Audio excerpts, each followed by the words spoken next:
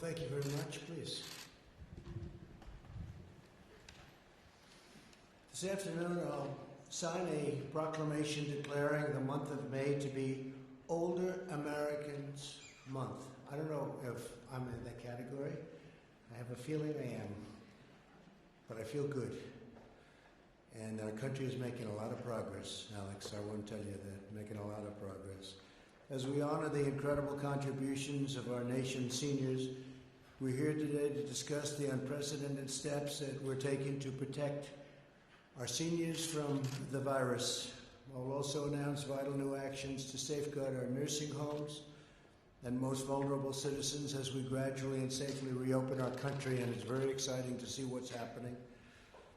We're joined today by Secretary Alex Azar, thank you, Secretary Robert Wilkie, Robert, thank you very much, Administrator Seema Verma, thank you, great job, FEMA Administrator Pete Gaynor, and Chief of National Guard, Bureau General Joseph Lengal. Thanks also to Tennessee Governor Bill Lee, my friend. Thank you very much, Bill. Great job you're doing. It's great being with you, too. And many outstanding advocates for America's seniors who are here with us today. Thank you all very much. As we tragically have seen, the virus poses the greatest risk to older Americans. Together as one nation, we mourn for every precious life that has been lost. And there have been many. There have been many. We're so saddened by it.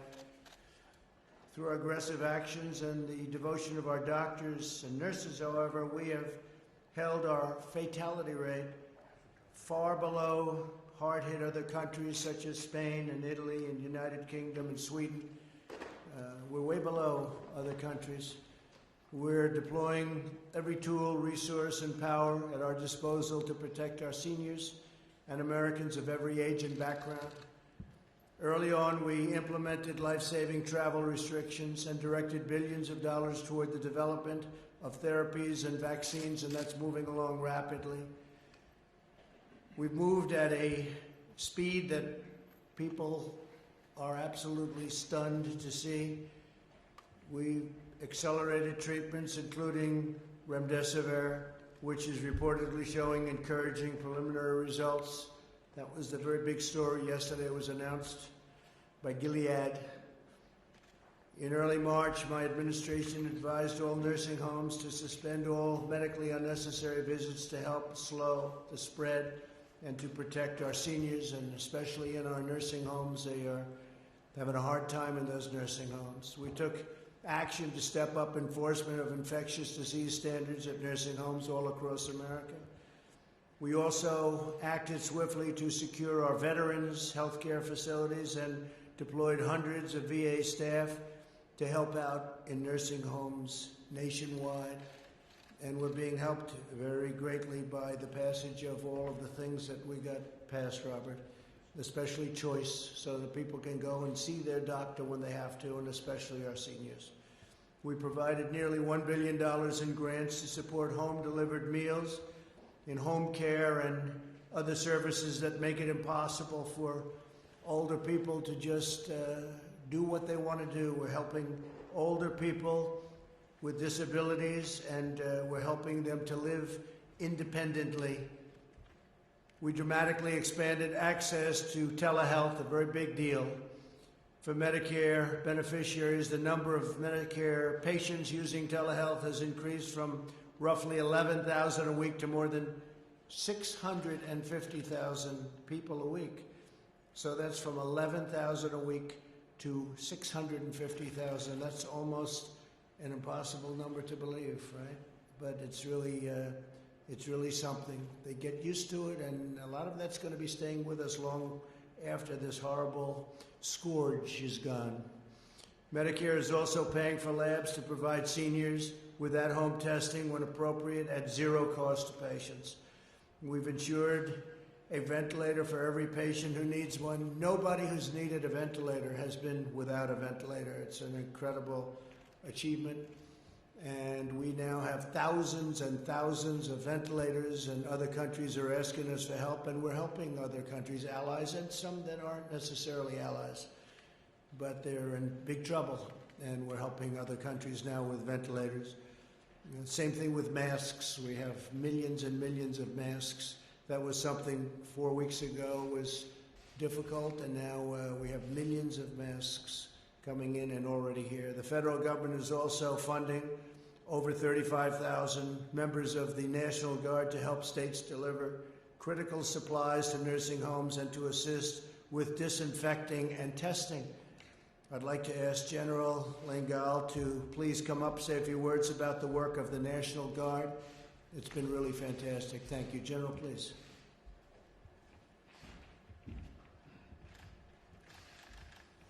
Thank you, Mr. President, and good afternoon, everyone. I'm very proud of the National Guard and all they are doing to help keep our nation safe here at home and abroad.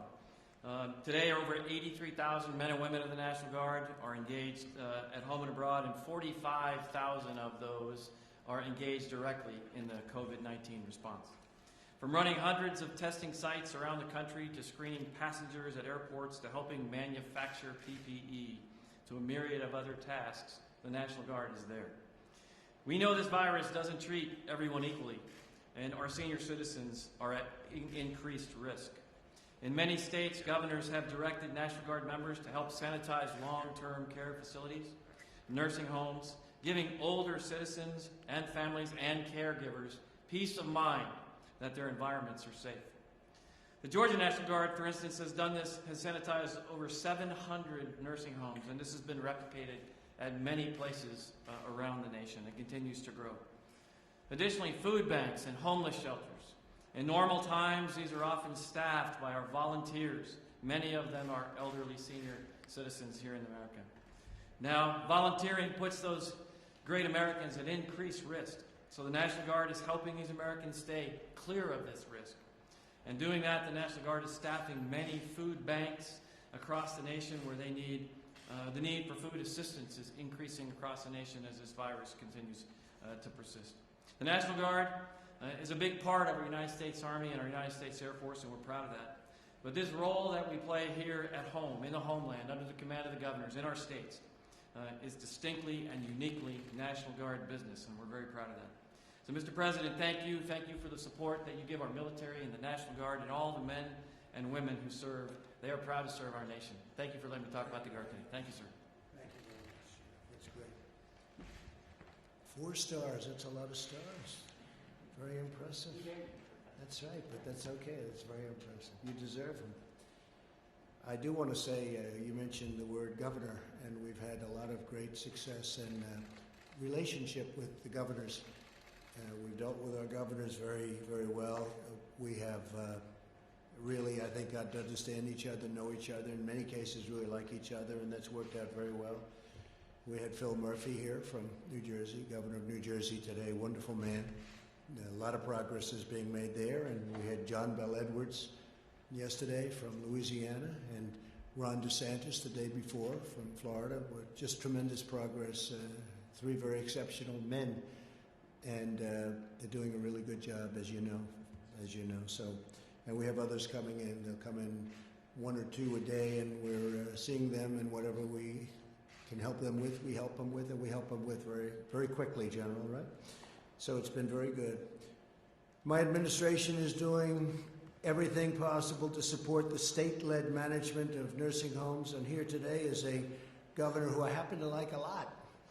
And he's done a fantastic job in a fantastic state, a state that I happen to like a lot. It's called Tennessee. For some reason they like me. I haven't figured that out, but they like me in Tennessee, so that's good, Bill. Please come up. Governor Bill Lee, please. Thank you, sir.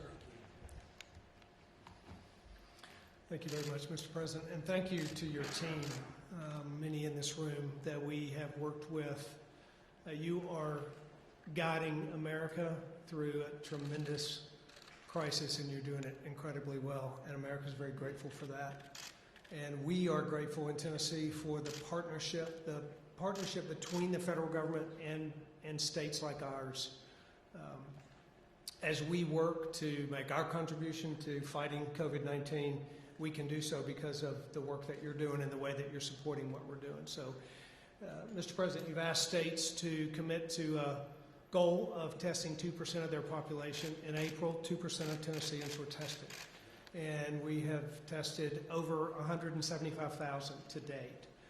But as we look to May, to build upon that, we're actually strengthening a commitment, particularly to the elderly, the most vulnerable of our citizens, especially those in nursing homes. You know, there's a scripture describes being hard-pressed on every side, but not crushed. And that's where we are in Tennessee. I think that's where we are in a nation. But the elderly are most hard-pressed in this setting, and especially those in long-term care facilities, and they need our help. So in Tennessee, we're committed to testing every resident and every staff in every one of our 700 long-term care facilities. It'll be a great undertaking, but it honors the value of these lives in those facilities, lives that have protected our country in the hardest of times, the greatest generation, and those that have a loving legacy of being our neighbors, our friends, and our grandparents. And it's time for us to protect them. And we should do so by pursuing social distancing, for example, in every way that we can with them. And the distance is sometimes a great gulf. I haven't hugged my own elderly mom in 8 weeks. But we're doing right by these citizens, and you're doing right by committing to these citizens to make certain that that we do our personal part to make sure that they're safe, and while valuing our freedoms all at the same time. So while I think as a country we may be hard-pressed on many sides, we are not crushed. And we are grateful for your leadership and for this team's leadership, and particularly your commitment to the most vulnerable in our nation, and together we will get through this. Thank you very much, sir. Thank you, Bill. Thank you very much, Bill. Great governor, by the way. As we take steps to safely reopen our country, we must remain especially vigilant in sheltering the most vulnerable older Americans. To that end, today I have several important announcements. First, in addition to all of the supplies we've already distributed, FEMA will send supplemental shipments. And I have to tell you, Pete, what a job you've done. Everybody was at the last call with the governor. So many of the governors said, I want to thank him for calling. He called on Easter morning, and he's calling them all the time. And you call them on Sundays, and you call them every time, all the time. And I tell you, they really appreciated it. They really do. You've done a fantastic job. Pete Gaynor, FEMA. But FEMA will send supplemental shipments of personal protective equipment to all 15,400 Medicaid and Medicare certified nursing homes in America, right, Pete? Second, CMS is providing states with $81 million from the CARES Act to increase their inspections of nursing homes at this very critical time. We have to do that. We have to do that. It's a spot. It's a spot that we have to take care of. I guess you could call it a little bit of a weak spot, because things are happening at the nursing homes, and we're not happy about that. We don't want it to happen, so we're checking that out very carefully and very methodically. Third, this week we'll be finalizing a new rule requiring information about coronavirus cases in nursing homes to be reported directly to CDC, and testing data to be posted online so everyone gets to see it. This rule also requires nursing homes to report cases to residents and their family members. And finally, to ensure that our nursing homes are prepared for any future outbreaks, we're announcing the Coronavirus Commission for Safety and Quality in Nursing Homes. This commission will be composed of leading industry experts, doctors and scientists, resident and patient advocates, family members, infection and prevention control specialists, and state and local authorities. It's a big deal. The commission will convene in May and issue recommendations for further steps we can take to protect our nation's seniors. My administration will never waver in its relentless commitment to America's seniors. We owe them a sacred and unbreakable obligation, and we will fulfill that obligation with every resource and power that we have. We are working very hard with our seniors, and we're working very hard with our nursing homes, and great progress is being made and will be made, that I can promise you. That's also why we are strongly protecting Medicare and Social Security. We will protect your Social Security. We will protect your Medicare. We will protect you as American citizens. And that goes even beyond seniors. We're protecting this country. Our cherished seniors enrich every aspect of our national life. These great citizens have dedicated their entire lives to our families and our communities and our countries. Our country could not be anything near where it is without our incredible seniors. We'll show them the same love and loyalty they've shown us and they've shown our nation every day of their lives. No effort will be spared to give America's seniors the care and support and devotion and love they have earned and that they deserve. In a few moments, I'll sign a proclamation designing a very special, we've designed a very special plan, and it's going to designate Older American Month. So this is Older Americans Month. But first, I'd like to ask Secretary Azar, Secretary Wilkie, Administrator Vermer, Administrator Gaynor to share what their department and agencies are doing to help our nation's seniors. So just come on up and maybe you could say a few words. And you've made a lot of progress. Come, Alex, why don't you start? Well, thank you, Mr. President, for your leadership during this pandemic and for the work you've done throughout your administration to protect older Americans. I'd also like to thank the older Americans and advocates we have here today, including those working hard at the state and local level. As the President described during this pandemic, we have taken every possible effort to keep older Americans healthy and safe. In addition to our public health and healthcare efforts, President Trump has secured historic investments in programs that support older Americans and help them live independently. Over the past month, HHS has dispersed more than $1 billion in grants to aging and disability networks, which are state and local agencies like a Council on Aging that provides services for seniors living in the community. This is more than a 40% increase in the annual support that we provide to these critical organizations. Services that we support, they include delivered meals like my grandmother used to get from Meals on Wheels, help with trips to the grocery store or the doctor, and assistance with chores in the home. Back in March, we put out $250 million in grants specifically for meals, including through Meals on Wheels. We've been pleased to see communities get creative with these funds. Some states are ensuring not only that the meals are getting to seniors, but that the meals are coming from local restaurants whose businesses are struggling. It's not just about meals and services. We also recognize that older Americans may be facing mental health challenges and feeling isolated. Florida's Aging Network, for instance, is combating social isolation by providing electronic tablets to nursing home residents to help them communicate with loved ones. We're also working to protect the rights of older Americans in accessing health care. Our Office for Civil Rights has been taking action to ensure that states and healthcare providers do not discriminate on the basis of disability or age in the allocation of medical care. We've already had 2 states remove such discriminatory policies from their triaging guidelines as a result of our Office for Civil Rights work. Finally, as the President and others mentioned, we've worked closely with states to ensure that they can test especially vulnerable populations like those living in nursing homes and those who care for them. This work to protect seniors and empower them will continue throughout the pandemic as we reopen our country and keep America's seniors as healthy and as independent as possible. Thank you all for what you do in this effort. Thank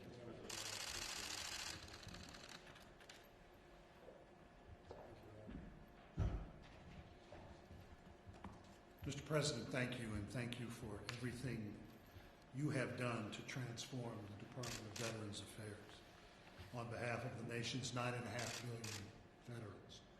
75 years ago, the men of the 28th Marine Regiment raised the American flag on Mount Suribachi. No event better evoked the sacrifices and the triumphs of the 15 million Americans who put on the uniform during World War II. A few years after Iwo Jima, the soldiers of the United States 8th Army defended the Pusan perimeter, and Marines fought through and out of the Chosin Reservoir. Veterans of those terrible times are still with us today. Early on in this crisis, President Trump gave me very explicit orders to do everything possible to protect the lives of those precious Americans. The Department of Veterans Affairs has 134 nursing homes, but more than half of the residents in those nursing homes fought in wars with battles with names like Guadalcanal and the Bulge and Inchon. Of the 78,000 residents in our nursing homes, we have tested all of them for the coronavirus. We have tested all of our staff in those nursing homes. Our infection rate is low. Many of our homes have few, if any, positive cases. But still, as the President noted, we had to make a very tough decision early on. After all of these veterans had gone through so much on the battlefield, we had to tell them at this stage in their lives that we were depriving them of the sustenance of their families and friends because we had to protect their lives. Because of the President's directions to me, we have been able to contain the virus in our nursing homes.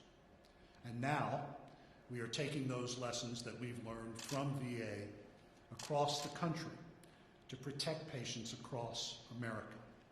We are the federal experts in gerontology. We are helping 38 states and territories handle the surge of patients dealing with this virus with our partners, our great partners at FEMA, and even by direct action through the governors. Aiding America's elderly is central to all of our efforts. We deployed VA staff, as the President noted, to veterans' nursing homes owned and operated by the individual states. Early on, Governors Charlie Baker and Phil Murphy moved to protect their veterans, and they asked us for help. In addition to Massachusetts and New Jersey, we were helping in Alabama, Florida, and Tennessee.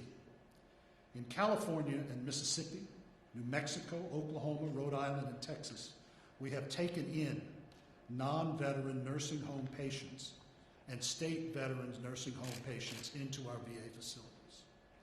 We are helping elderly Americans wherever we find them. Mr. President, you should be very proud of this VA that you have helped build.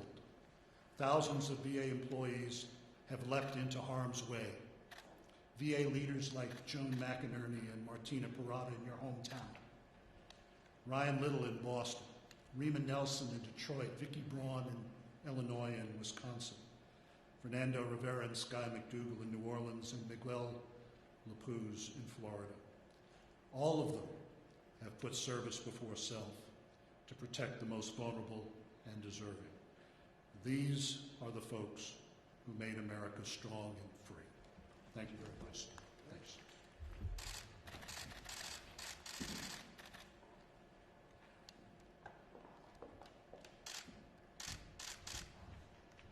Thank you, Mr. President. And thank you for your commitment to the nation's seniors and to the Medicare program. You've been very clear with me since day one that you wanted to protect and strengthen the Medicare program. And under your leadership, our Medicare Advantage program is seeing premiums at a 13-year low, and in our Part D program, it's a 7-year low. But today I want to focus on nursing homes. In the scheme of life decisions, placing a loved one in a nursing home has to be one of the most difficult decisions. And when you make that decision, you want to know that you can stay connected with your loved one and that they're going to be safe and have the best quality of life. And that's why the decision to restrict visitation in nursing homes was a heartbreaking decision. And our thoughts and prayers are with the families and the patients during this very uncertain time. But the tragic reality is that the coronavirus seemed almost tailor-made to put major pressure on nursing homes. And countries across the world have struggled with their nursing home populations. But the President's early action around nursing homes has saved countless lives. And even before the coronavirus, we have been working on a strategy to improve quality in nursing homes. The strategy focused on quality, oversight, enforcement, and transparency for patients and their families so they understand exactly what's going on in nursing homes. about the conditions there, and reducing regulatory burdens so that nursing home providers can focus on providing care to their patients instead of paperwork. We've overhauled the entire survey system and implemented a common tool across the entire nation to ensure that our inspectors were being consistent, objective, and that's actually resulted in an increase in the number of fines. And we've updated our websites so that patients and their families have the latest information on the quality in a nursing home and making it very clear when nursing homes have had significant cases of abuse and neglect. And those improvements that we've made it possible when the coronavirus hit for us to take very rapid action on several fronts. We launched an unprecedented transparency effort, and that requires nursing homes to inform patients and families when there's an outbreak in the nursing home, and to also report that information directly to the CDC. And that's going to be important to our efforts around surveillance going forward as we reopen the country. And also, we increased reimbursement for labs so that they could do more testing in the nursing home. And that's going to be very critical, as I said before, to our monitoring and surveillance efforts. Also, starting in February, we issued a series of 9 guidance documents specific to coronavirus and controlling infections in nursing homes. And just for some perspective, normally these types of guidance documents can take months, sometimes years. But the CMS team worked days and nights and weekends to make sure we got this information in the hands of our nursing homes to do everything that we could to protect our vulnerable seniors. And we also host weekly calls with the nursing homes to help them implement our guidance. But federal action is just one part of the piece. States ultimately license nursing homes, and that's why we've been working with states to investigate outbreaks that have been going on and inspect nursing homes. And our guidance has called upon state and local leaders to support nursing homes in their efforts to control the coronavirus outbreaks. And I commend Governor Lee and governors across the nation that have implemented our guidance, whether it's cleaning their facilities, testing, and creating new COVID facilities. And that helps isolate patients that are sick and keeps other patients safe. And this work has been critical to keeping nursing home residents safe. And I'm pleased to announce that we are putting out new state grants to support state and local efforts to nursing homes.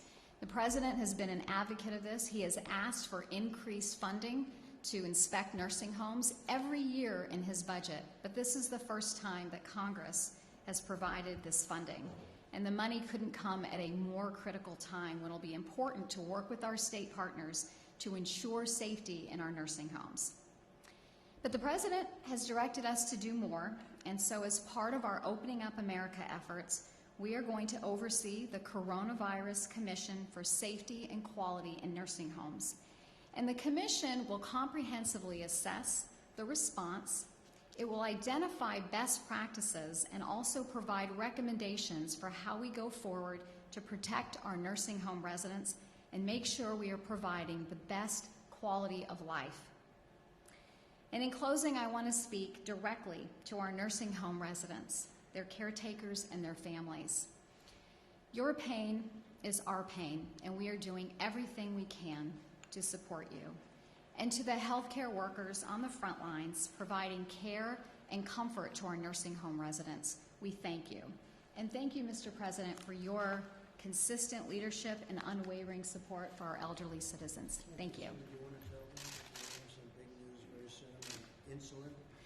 That's right. It's a big deal. We're doing everything we can to lower the price of insulin for our seniors, and we'll have some great announcements coming up very soon to lower the price. Some good news. Great news. Good. Thank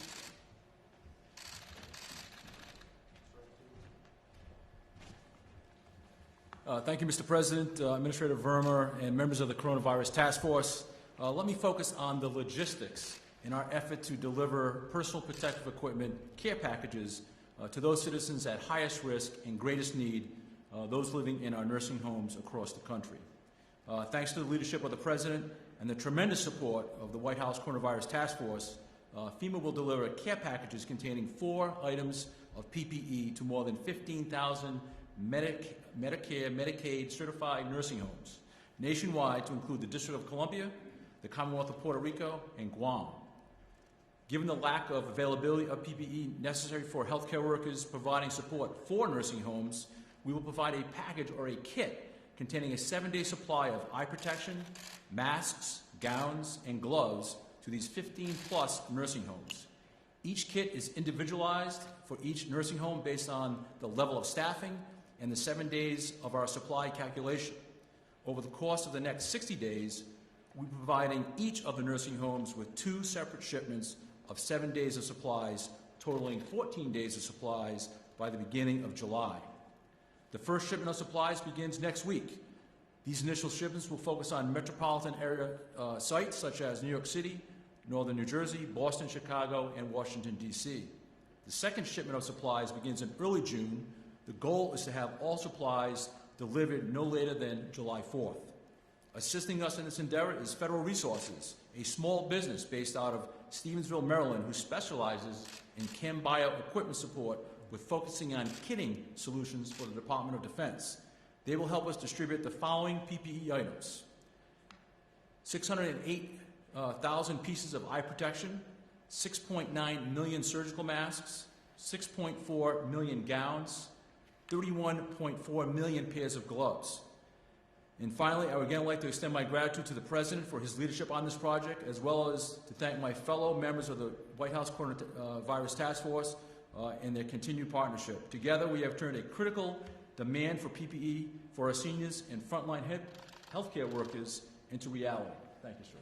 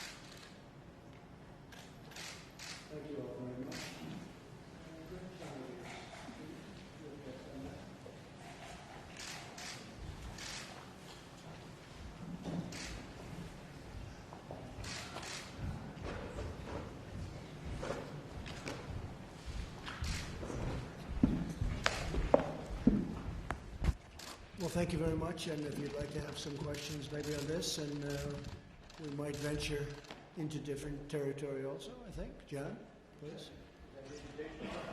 I guess. Not a wise one, but if it's we an could invitation. venture straight into other territory. The Vice President said just a short time ago he believes that General Michael Flynn may have unintentionally lied to him or misspoken when he talked to him and did not include his meeting with the Russian ambassador to the United States. Yeah. Do you believe that General Flynn may have unintentionally misled the Vice President? Well, I really have to talk to the Vice President, but I'll tell you what, General Flynn was under enormous pressure, and it was an artificial pressure, because what they did to General Flynn was a disgrace. Well, it was a total disgrace. It's shocking. And I hear even more information came out today. What they tried to do to destroy him and to hurt this presidency was perhaps in our country's history, there's never been anything like it. An absolute disgrace. But I'll rely on what the Vice President said. I can say this, and I think you understand this, John, very well. What happened to General Flynn should never happen again to a citizen of this country. Yes, please. Mr. President, you said that Michael Flynn would come back even bigger and better. So are you going to pardon him? And if so, are you considering to bring him back into your administration? Well, it looks to me like Michael Flynn would be exonerated based on everything I see. Look, I'm not the judge, but I have a different type of power. But I don't know that anybody would have to use that power. I think he's exonerated everything. I've never seen anything like it. What they did, what they wrote, you see this, General. You wouldn't want this happening to you, what they did to General Flynn. And it's just disgraceful. So you know, I guess we'll get to that maybe someday or maybe not. Hopefully we won't have to get there. Well, would you consider bringing him back into your administration? Well, I think he's a fine man. I think it's terrible what they did to him. It's something that nobody's asked me, but you're asking me for the first time. I would certainly consider it. Yeah, I would. I think he's a fine man. I think he's got a great family. He loves his son. I will tell you, his son was around a lot, and he loves his son, as people generally do. And they did everything possible to destroy him.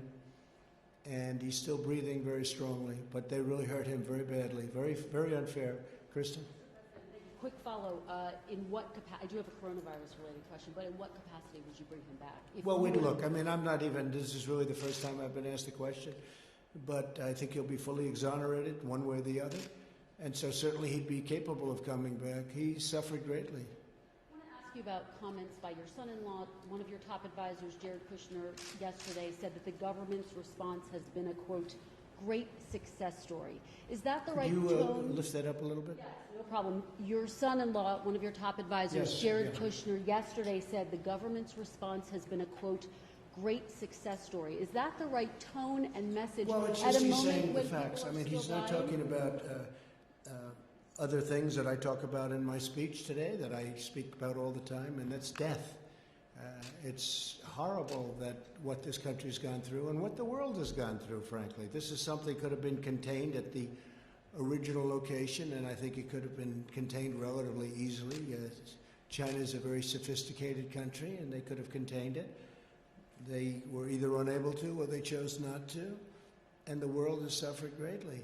But what Jared was talking about, and what I talk about a lot, is no, I don't think anybody's done the job that we've done, other than at public relations, because the press just won't talk about the facts. We had a ventilator problem that was caused by the fact that we weren't left ventilators by a previous administration. The cupboards were bare, as I say often.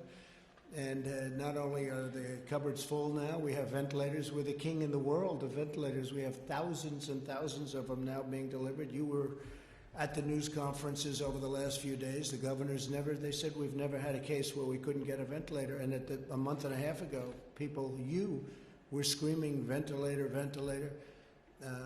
I'm just looking at the test numbers. We have more tests. We have given more tests, and the high-quality tests, than every other country combined.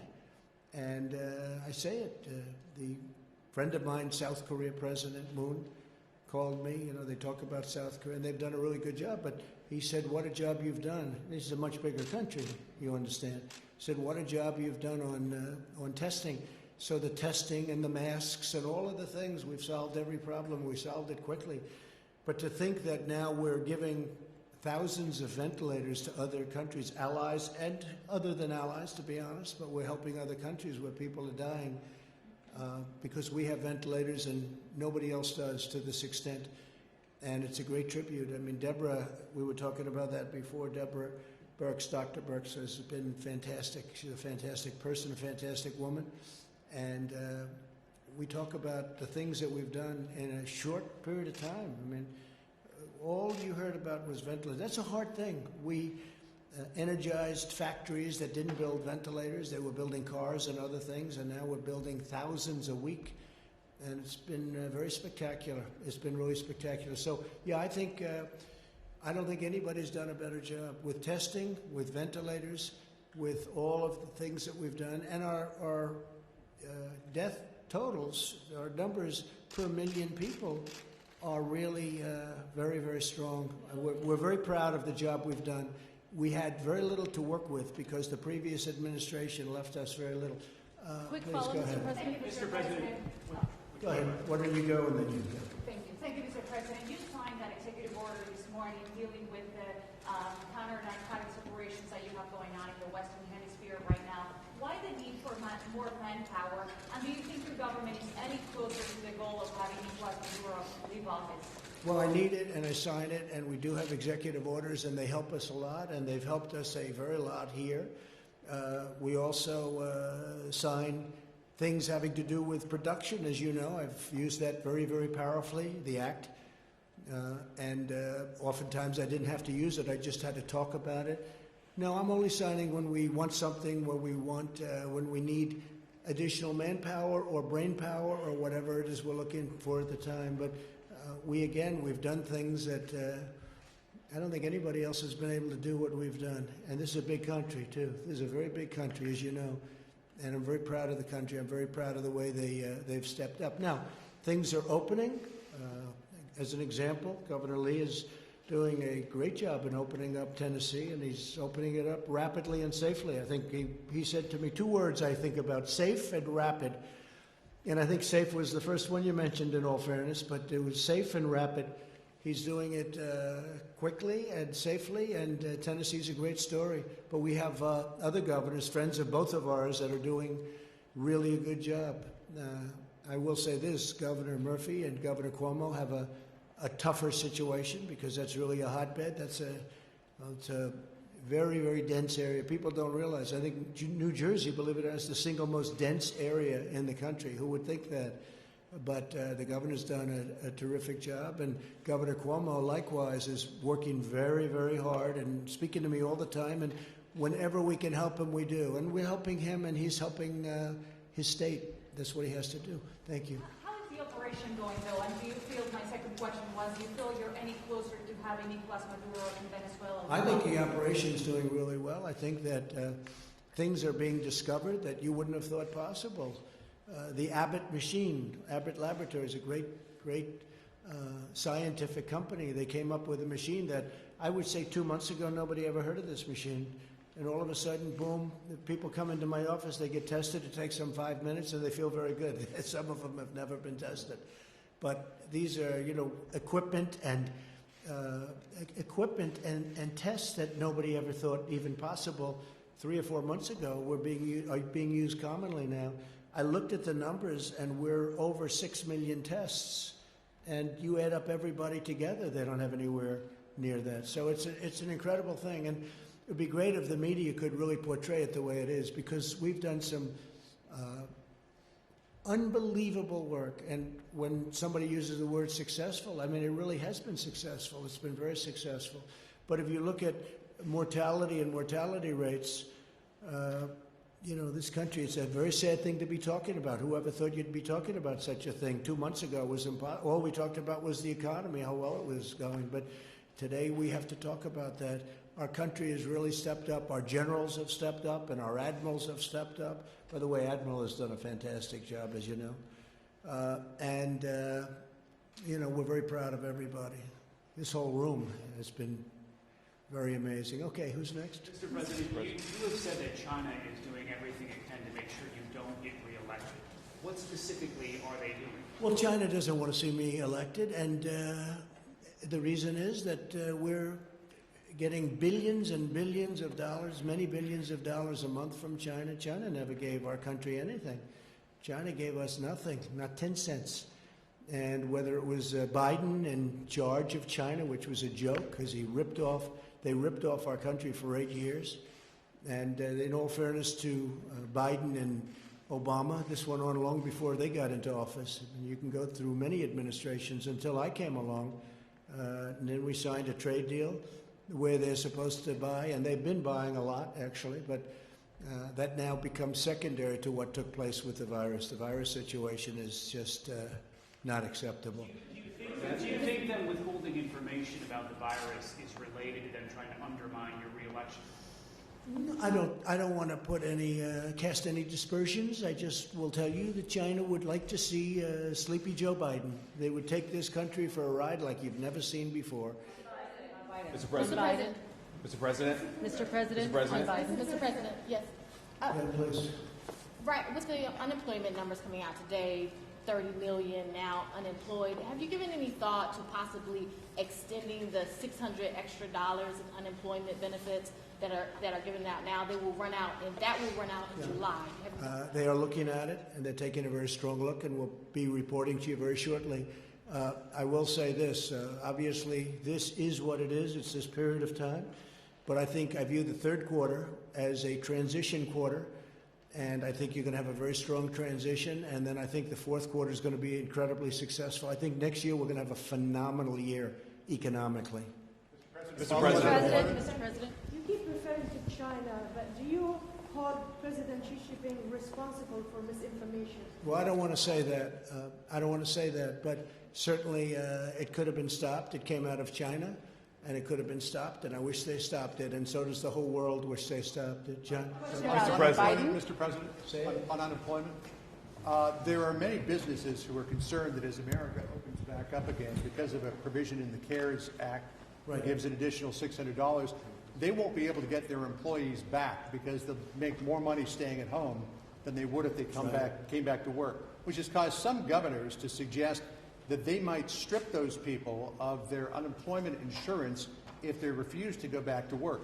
Is that something you would support? Well, we're looking at a lot of different things. I brought this up before it was done. This was a Democrat point, and I said, you know, some people are going to be treated unfairly, and some people will be treated, you know, they didn't get into the kind of formulas the way I saw it. I said exactly that this was going to happen, but when you think about it, it's basically we're being generous with people that it's short term, and we're being very generous with people that lost their jobs or potentially would lose their jobs. So it's not the biggest problem that I've ever heard of. They're getting a little bit more money. In some cases, they're getting more money than they thought they would have gotten. A lot of employees are saying now the job is more important because the employer is not going to forget that. But it was something that I brought up at the beginning, and nobody wanted to listen. Yeah, please. Follow-up regarding Joe Biden. Your campaign and surrogates going after him pretty hard with regard to these allegations from Tara Reid. What do you say to Joe Biden? No, I don't think so. I don't think they're going after him hard with regard to Tara Reid. Allegations, and what do you say to Joe Biden? I don't know anything about it. I don't know exactly. I think he should respond. You know, it could be false accusations. I know all about false accusations. I've been falsely charged numerous times, and there is such a thing. If you look at Brett Kavanaugh, this is an outstanding man. He was falsely charged. What happened with him was an absolute disgrace to our country, and I guess 3 of the 4 women have now admitted that, and of the 4th. Give me a break. I mean, take a look. 36 years. That is, look, this is a fine man. I saw a man suffering so unfairly. I'm talking about Brett Kavanaugh. So, but I don't know. I can't speak for Biden. I can only say that I think he should respond. I think he should answer them. Another question on Biden, Yeah, Mr. President. Another question on Biden. Thank you, sir. On China, a moment ago you said that China, it's possible they could have chosen not to stop the spread of the virus. Are you insinuating they intentionally let it spread? Well, they could have done it, and I'm just saying, well, one of 2 things happened. They either didn't do it, and, you know, they couldn't do it from a competence standpoint, or they let it spread. And, I would say probably it got out of control. But, you know, there's another case that how come they stopped all the planes and all of the traffic from going into China, but they didn't stop the planes and the traffic from coming into the United States and from coming into all over Europe. I mean, look at Italy. Look what happened to Italy. And it's very lucky. This country is very lucky, and I'm very lucky that I put the ban on China. As you know, very early on in January, we put the ban on in China, and that was a very early date. That wasn't a late date. That was an early date. Then we later put the ban on in Europe. And if we didn't do that, as Alex knows, we would have had a problem like you wouldn't have believed. We would have had a problem much bigger. But then you take a look at what happened to Italy. A lot of those people went to Italy instead. And it's been a very, very tough place, Italy. And then on holding them accountable, is that something you prefer to do now in the next few weeks? No, I don't want to do that. I want to find out what happened. I think we'll be able to get a very good, very powerful definition of exactly what happened. We're working on it strongly now, and I think it's going to be very powerful. But they could have stopped it. They are a very brilliant nation, scientifically and otherwise. It got loose, let's say, and they could have capped it. They could have stopped it, but they didn't. But they stopped planes from going to China, but they didn't stop them from going to the rest of the world. What was that all about, Jim? Just to help us out on this, to follow up on Jordan's question, you praised China in the past, and what's changed? When you tweeted, China's been working very hard to contain the coronavirus. The U.S. greatly appreciates their efforts and transparency. It will all work out well. What has changed between then, when you were saying those things about China, and now? Well, what's changed is the following. We did a trade deal, and everybody was very happy. There's nobody ever been tough on China like I've been tough on China. I got elected, at least partially, because of borders and military and different things, but one of the things I'd say is how China and other countries are ripping us off. So recently we signed a trade deal with China a number of months ago. China's buying billions of dollars worth of our product, our farm product and other product, manufacturing product, and it's been a great deal. But then we noticed a virus, and it's not acceptable what happened. It came out of China, and it's not acceptable what happened. And now what we're doing, Jim, is we're finding out how it came out. Different forms. You know, you've heard all different things. You've heard 3 or 4 different concepts as to how it came out. We should have the answer to that in the not-too-distant future, and that will determine a lot how I feel about China. But when I was, of course, I was very rough with China. I mean, Biden, as an example, the previous administration, they let China rip off this country like nobody's ever ripped off this country. Now, what I did is I took that, Jim, I took that and I made it into a great deal for our country. But after that, all of a sudden we heard there's a virus, and a virus is coming in. That changes my mind very greatly. That's a whole different thing. So you can have good trade deals. That was earlier on, the trade deal. I made the trade deal earlier on. And it's a great deal. We're taking in billions and billions of dollars of money in different forms, including the fact that we have a 25% tariff on $250 billion. It's a tremendous amount of money. Some of that money I've given to the farmers because they were targeted by China. And I gave $12 billion, I gave $16 billion, and this year we're going to be giving approximately $19 billion to the farmers. Was President Xi misleading you? Well, something happened. I don't say misleading or not. I'll let you know that. I mean, I'll be able to give you that answer at some point in the hopefully not too distant future. But I will tell you, you take a look at what happened to this world. A month and a half, 2 months ago, we had the strongest economy in the history of the world, and all of a sudden I have to close the economy, I have to close the country. So we've had tremendous death and tremendous sorrow, sadness, and nobody's ever seen anything like it. And so have most of the countries of the world. Think of that, most of the countries. 184, you tell me, it's probably low right now, because I've been saying 184, 184 countries. They've suffered tremendously. It's something that is going to have to be dealt with. Mr. President, on the issue of loss, Vice President Biden has said you should lower the White House flag to half-mast. Are you going to do that? And are you thinking about leading the nation in a moment of mourning? Said that. I mean, I would not mind doing that. I would say not only the White House flag, we could do that. In fact, it's something that I will be talking about later on. We have a meeting on various things. That's one of the topics, and we're going to bring that up. So I think lowering the flags would be something very appropriate. Are you thinking about leading the country, though, in a moment of mourning for all of the lives lost, the more than 60,000 people? Of course I am. I don't think anybody can feel any worse than I do about all of the death and destruction that's so needless. Nobody. But I also have to make sure that we handle the situation well.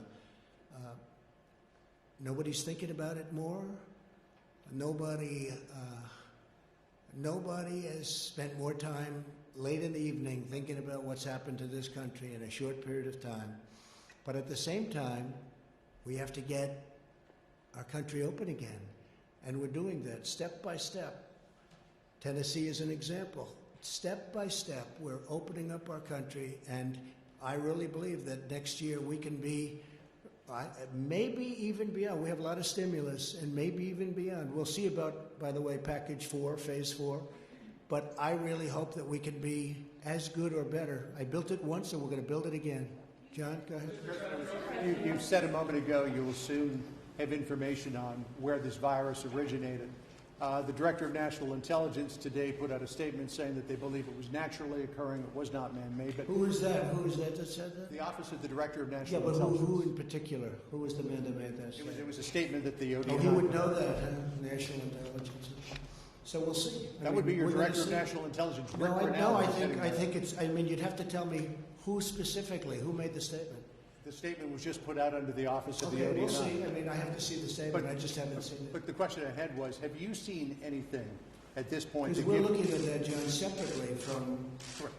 But we're looking at exactly where it came from, who it came from, how it happened, separately and also scientifically. So we're going to be able to find out. and my question is, have you seen anything at this point that gives you a high degree of confidence that the Wuhan Institute of Virology was the origin of this virus? Yes, I have.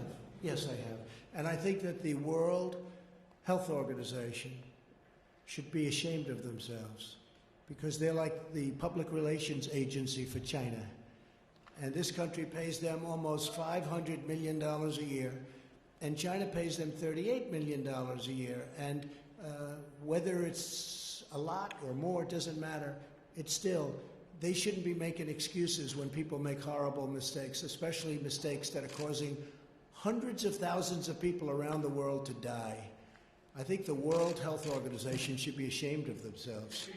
Tuesday you suggested withholding federal aid from jurisdictions that are sanctuary cities. How serious is that consideration? Are you just... Well, I have the right to do that, but sanctuary cities, especially at a time like this, that's a very dangerous thing. Our law enforcement hates it. They hate it. We want safe cities. We want sanctuary, but we want sanctuary for our citizens. And we don't want sanctuary for criminals that came into our country illegally, and they have big records and records. I won't go into the type of crimes, but the crimes are the ultimate in evil in many cases. No, we don't want them to have sanctuary in our country. We want to have strong borders. Look, I say it again, we want to have strong borders. I've been saying this for a long time, and I think people are agreeing with me. I really do. I think people are agreeing with me. The Democrats want to have open borders where people just come in. And you're not only talking about coming in from a crime standpoint, you're now talking about coming in with not only the disease that we happen to be talking about so much lately, but other diseases. And they want to have open borders. They want people to pour into our country from who knows where they come. No, we're not doing that. We have a very strong border now, our southern border. And every day it gets stronger because we're building miles a day of very, very powerful wall. And that's a great thing for our country. That's so important for our country. And very few people are arguing with it. Yep. Mr. President, you often describe this fight against the virus as a war. How do you define victory? So it is a war, and I define victory when it's gone and we open successfully. We have a successful country again. Now, it can never be a total victory because too many people have died. All over the world, people have died. In our country, in every country. I'm looking at the new list of countries. Look at what's going on with Russia. Look at what's going on with Spain is so incredibly harmed and injured by this. So many people are dying. This is not something where you'll go to your traditional, gee, this was an experience. This is not an experience. This is a very bad experience. But what I want is we want the virus gone, and we want to have a vibrant economy. We want people back. We don't want people necessarily sitting like these incredible people in front of me, where they're sitting 6 feet apart. Instead, I want our country back. I want people to go, out and see football games and baseball games and basketball and hockey and golf and all of these sports, and not worry about getting sick and violently ill. One of the things that was very interesting, you probably saw it, we put it out before though, was Sweden. And you compared the deaths in Sweden to Denmark and Finland and Norway. And, I hate to say it, but the deaths are very, very substantially higher in Sweden because they've used that as an example. Brazil is very high. If you look at what's gone on, the graphically very, very high, very straight up almost. Right, Deborah? Very straight up. A friend of mine, great gentleman, president of Brazil. He's really a friend of mine. He's a great man. But they're having a hard time. They're going herd. Sweden went herd. But when they say herd, it's really, in Sweden in particular, the bars you can't go to, certain areas you can't go to. A lot of the people are saying, well, the prime minister doesn't have to say stay in your apartment, stay in your house. They're staying there. They're not leaving. So, it's really not quite what was reported, but the number of deaths are tremendous in Sweden compared to the countries that surround where they did very strong lockdowns. And we were discussing that, Deborah, before. It's a very big difference. It's a very big difference. But again, Sweden didn't go really herd as you understand it. And also the people of Sweden, very smart. They're staying in their houses. They're not going out and now, are some? Yeah, I guess, some. But they've lost a lot of people in Sweden. Yes, John? Mr. President, can I just come back to the... Yeah, I'll get you in a second. Can I get back to what we were talking about just a second ago? Sure. I missed in the interruption. Are you suggesting that maybe you have some evidence that this was not a naturally occurring virus? We're going to see what it is. You're talking about the virus and where it came from? Yeah. No, we're going to see where it is. We're going to see where it comes from. And, look, you know every theory. You had the theory from the lab. You had the theory from many different, the bats, the type of bat. And the bat is 40 miles away, so it couldn't have been here, and it couldn't have been there. And there's a lot of theories. But, yeah, we have people looking at it very, very strongly. Scientific people, intelligence people, and others. And what gives and we're going to put it all together. I think we're going to have a very good answer eventually. And what gives you and China might even tell us. China may tell us. And what gives you a high degree of confidence that this originated from the Wuhan Institute of Virology? I can't tell you that. I'm not allowed to tell you that. Mr. President? Jeff, go ahead, please. Mr. President, would you consider having the United States not pay its debt obligations to China as punishment for the virus? Well, I can do it differently. I can do the same thing, but even for more money just by putting on tariffs. So I don't have to do that, It's approximately $1 trillion, a little bit more as I understand it, $1 trillion. But we can do that in I think probably a little bit of a more forthright manner. You start playing those games and that's tough. We have the dollar to protect. We want to protect the sanctity of the dollar, the importance of the dollar. It's the greatest currency in the history of the world. It's become stronger. We have a very strong dollar. That's why we're borrowing at zero interest rate. With all of the stimulus that we're talking about, that sounds good though, General, doesn't it? We're paying zero interest, so essentially right around zero, but zero. And you want to protect. It's a very good question. You say, oh, gee, we owe you a certain amount of money, we're going to keep it. But when you start playing that game, you're really hurting the sanctity, the importance of the greatest currency on earth. But we can do it in other ways. We can do it with tariffs. We can do it other ways even beyond that without having to play that game. That's a rough game. Speaker, on a separate topic but related, Speaker Pelosi said that she envisions up to $1 trillion needed to help support states and localities. Would you support that figure? So what's happening is the Democrats have come to us and they'd like to do a phase 4. And we'll think about what's happening. They want to help the states. They want to help bailouts. And, bailouts are very tough. And they happen to be Democrat states. It's California, it's New York, it's Illinois. You start with those three. And the Republican states are in strong shape. I don't know. Is that luck or is that talent? Or is it just a different mentality? But the Republican-run states are in strong shape. Look, I looked today when I spoke with Ron DeSantis, who was here yesterday, as I said, and Florida's doing incredibly. Texas is doing incredibly. These states are doing unbelievably. They don't know about the word bailout. We had a call from a governor of South Dakota, and they have one of the finest run states. They have I think a constitutional amendment. They're not allowed to, they have to have a balanced budget, and they have a totally balanced budget. They just have a sales tax. That's about the only tax they have is a sales tax. I didn't think of that. So it's a whole different thing. But Republican states are doing very well. Maybe the Democrats should have brought this up earlier when we wanted certain things. And they did, and we said, and I said specifically, no, let's look at it later on down the road, but they'd like to do something. They want to do infrastructure. I can understand infrastructure. Think of it. We've spent $8 trillion in the Middle East, and we're not fixing our roads in this country? How stupid is it? And we're not fixing our highways, our tunnels, our bridges, our hospitals even, our schools even. It's crazy. But they want to do things, and the Republicans are in a much better position from, I don't want to use the word negotiating position, but we really are. We're in a negotiating position that's different because they want to bail out various states. Illinois is in big trouble. The governor understands that. Pritzker, he understands that. But Illinois is in big trouble. Is it fair to do that and then have states that are very powerful and strong like Iowa and Idaho? I mean, take Idaho. Look at all of these incredible states and look at what's going on and how successful they are. So you just take a look, and we're going to look at it. We're going to look at it. I think we want to take a little bit of a pause. But if we do that, we'll have to get something for it. Okay?